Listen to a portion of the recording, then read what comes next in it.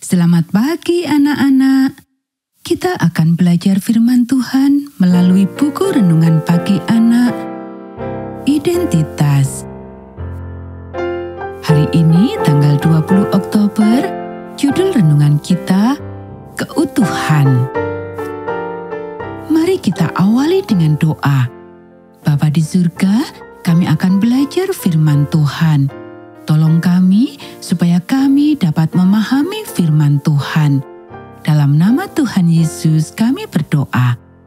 Amin.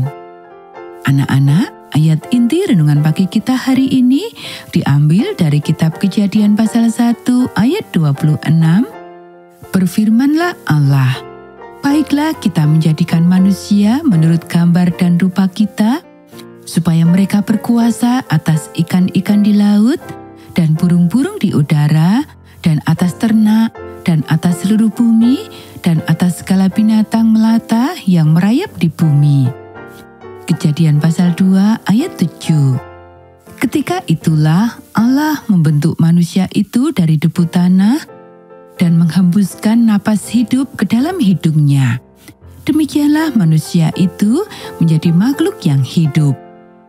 Dasar kepercayaan ketujuh, hakikat manusia. Pria dan wanita diciptakan menurut gambar Allah dengan individualitas, kekuatan, dan kebebasan untuk berpikir dan berbuat.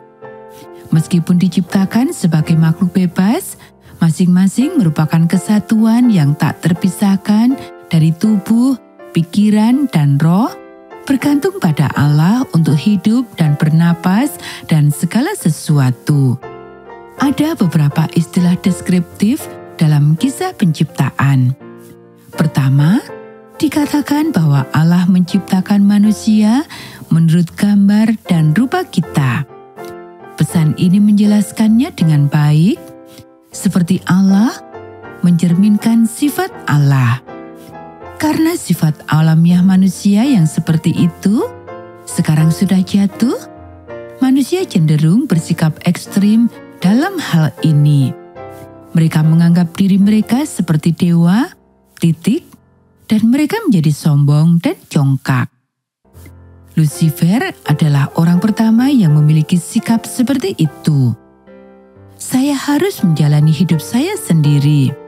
Saya harus melakukan apa yang saya rasa benar. Apa yang sebenarnya Anda katakan adalah apa yang saya ingin katakan adalah yang terpenting. Meskipun kata-kata terakhir itu mungkin tidak terucap dengan lantang, tentu saja. Anak-anak, jika kita memperhatikan kisah penciptaan seperti yang Allah ceritakan kepada Adam, kita akan menemukan kata-kata mencerminkan sifat Allah. Itu adalah hal yang berbeda sama sekali dan secara otomatis membuat kita tetap rendah hati. Lalu ada penciptaan yang sebenarnya. Allah membentuk, lalu meniupkan napas kehidupan. Manusia menjadi jiwa yang hidup. Sudah terlalu lama, umat manusia telah menyerah pada gagasan pagan kuno, sekali lagi yang disebarkan pertama kali oleh setan, bahwa kita adalah makhluk majemuk. Semacam makhluk simbiosis, jiwa yang mandiri yang hanya menghuni tubuh lumpur yang bersifat sementara dan tidak diinginkan, dan akan meninggalkannya suatu hari nanti dan menjadi hantu. Tuhan berkata, tidak, tubuh duniawi itu baik, aku yang membuatnya, dan ditambah dengan napasku menjadikannya hidup, bernapas, bebas, individu, jiwa yang unik.